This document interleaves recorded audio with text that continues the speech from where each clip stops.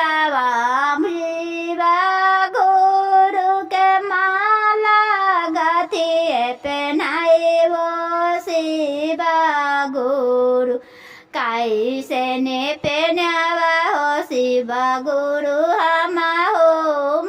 शिवा चारा चकराए वो तावा फुलावा पहनाए वो शिवा गुरु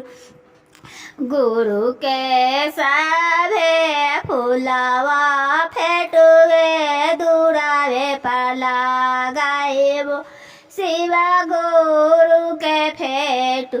फेटुए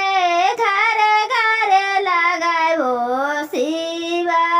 गुरु के ना जो हजारों के फुलावा लाए वो माला गाथिए पहनाए वो शिवा के तना दानी बनाई दला हो शिवा गुरु कैसे लायला से शिवा गुरु के